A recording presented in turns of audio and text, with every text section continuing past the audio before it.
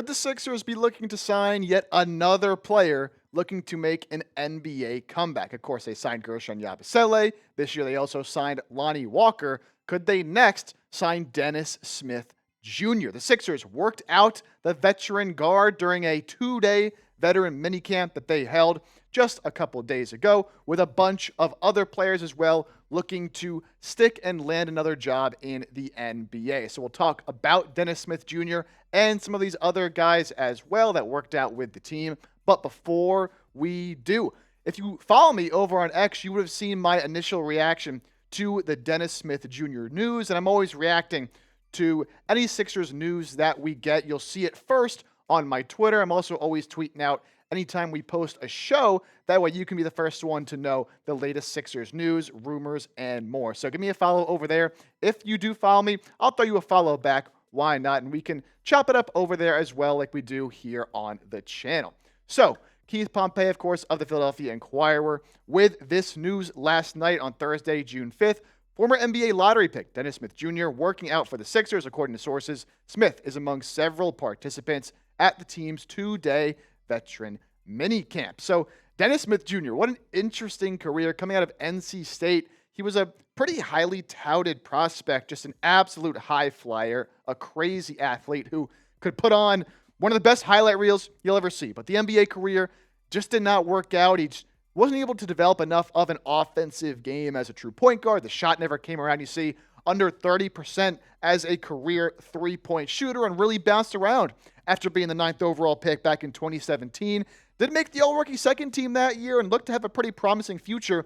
I believe actually averaged the most points per game of his career as a rookie, but didn't spend much time in Dallas before he was shipped off to New York, then with Detroit, Portland, Charlotte, Brooklyn, and then actually did not play last year. So he's really bounced around as he's been trying to find a home for himself in the league. But again, what he brings, an athlete on offense, someone who can absolutely put somebody on a poster, and he's a very, very good defender as well. But as you can see with the way he has bounced around the NBA, when you're a smaller guard who isn't able to make much of an impact offensively and you're under a 30% three-point shooter and you're not really running the show offensively either, there's just not a large space for you on an NBA roster. Now, we're talking about a Sixers team here and a player in Dennis Smith Jr.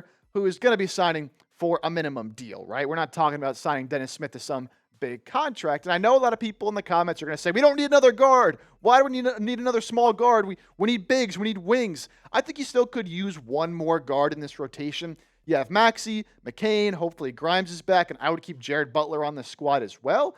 But I don't really need Kyle Lowry back for another year. If anything, he can come back as an assistant coach. So I would like one more guard in that rotation.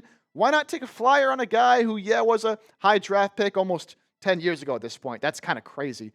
Who can be a really good defender. You're kind of missing that aspect out of your smaller guards with someone like Maxey and McCain and Jared Butler, Lonnie Walker.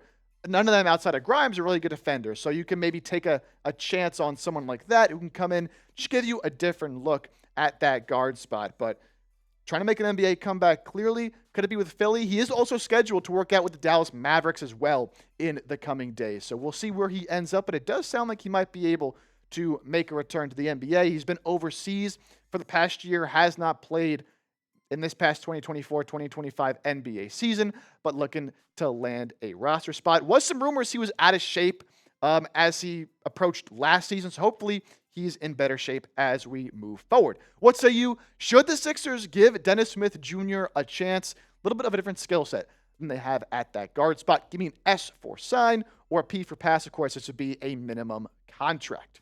For me, I'm going to say sign if the workout was positive. Now, we haven't really heard how any of these workouts went, if Philly is really interested in signing any of these guys, because there's a handful more players that they worked out at this veteran minicamp that we will talk about in a second. But if he had a good workout, if he is in shape and shows you that he can still move a little bit and still has some of that burst and athleticism, I think why not take a chance on a guy who, again, I'm going to say this again, can be better than Kyle Lowry was, because Kyle Lowry was a fossil when he was on the court last season, and he should be a coach at this point. Before we get to the rest of the guys, the Sixers did work out. A couple interesting names in there and some familiar names as well. Sixers draft tats are available right now. The NBA released the designs for all 30 teams and their draft hats, the hats that the prospects will be wearing on draft night when their name is called. And they're coming in all different styles, all different colors, and you can get them right now through our friends at Fanatics at chatsports.com/76drafthat. I like the designs this year, the way they did the text, and, especially the Sixers one, the all white, the blue brim. I think it looks clean. I think it looks good. You can get this color. There's a blue colorway. There's a bucket hat as well if you're into that sort of thing. So again, chatsports.com/76drafthat.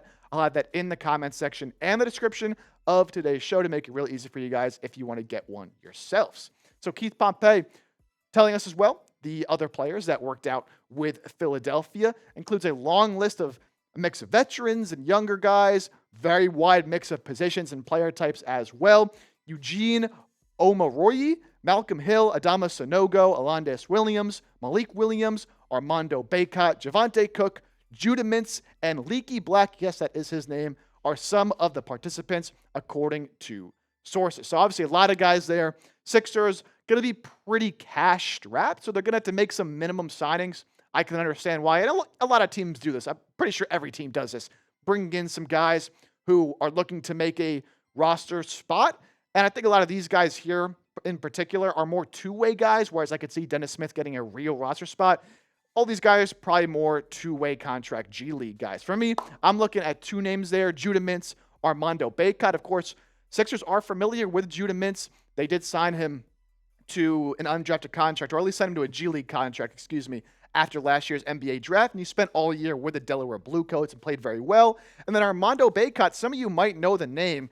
Seems like he was at North Carolina in college for 9 years, right? He broke a lot of records there at UNC, and then this past year spent in the G League with Memphis. So two names I'd be interested in signing to a potential G League contract or a two-way deal, as the Sixers should have a two-way deal open. I can't imagine they'll want to hold on to the guy from the Lakers. His name is escaping me at the moment. But for Judah Mintz and Armando Bacot, very different. Obviously, Judah Mintz is a guard. Armando Bacot is a center. Mintz, 21 years old, 6'3", 172, so obviously on the smaller side with a 6'3" wingspan. Armando Bacot, obviously on the bigger side, at 6'10", 240, with a 7'1" wingspan, but pretty old when you consider this was his rookie year in the NBA. 25 years old already. Let's start with Judah Mintz, because Judah Mintz, we talked about him in the Summer League last season as a guy who would be interesting and possibly making a two-way deal. And in the G League, obviously he didn't end up getting that two-way deal, but signed a G League deal. He was hooping, man. Now, he can't really shoot.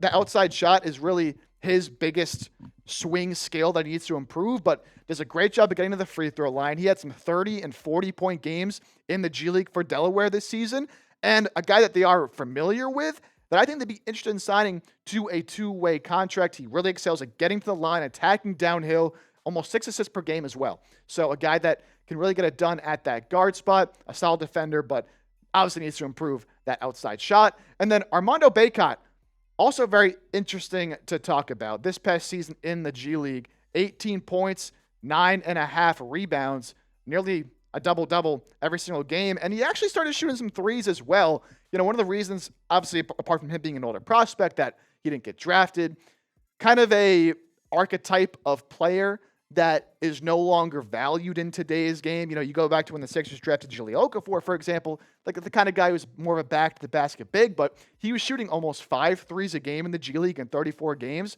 knocked down 35.5%. So if that three-point shot is legit, now in the G League a lot of times with these better players, they can kind of do whatever they want, and they're doing things they won't be doing in the NBA, but still an encouraging sign nonetheless. And as I mentioned, his college career was lengthy, and it was impressive, although, again, he played the most games in UNC history. 171 games played in his college career. That is absolutely absurd. There are plenty of guys who make the NBA who were highly touted prospects in college that won't even play 171 games in the NBA. So 171 games there for Bacot, but became UNC's all-time leading rebounder, the most double-doubles in UNC history, was a 2-time All-ACC first-team member. So if you're looking for another big, of course, I would be moving on from Andre Drummond if I was Philadelphia.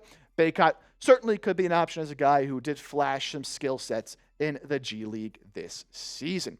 Be sure to join the channel and hit that sub button for year-round 76ers content. And guess what? It is absolutely free. It costs you nothing to hit that subscribe button. That's right. I said free, F-R-E-E, our favorite word here. So subscribe now. Turn on those notifications as well so you never miss a thing. It's going to be a very busy offseason as we approach the draft and free agency for Philadelphia. So again, a completely free way to stay updated on the 76ers. Also, be sure to throw me a follow over there on X. As I mentioned, I need following back everybody that gives me a follow here off this video. So just another way to stay connected with everybody here on the show. Again, be sure to hit that sub button, and we'll catch you next time here on 76ers Now.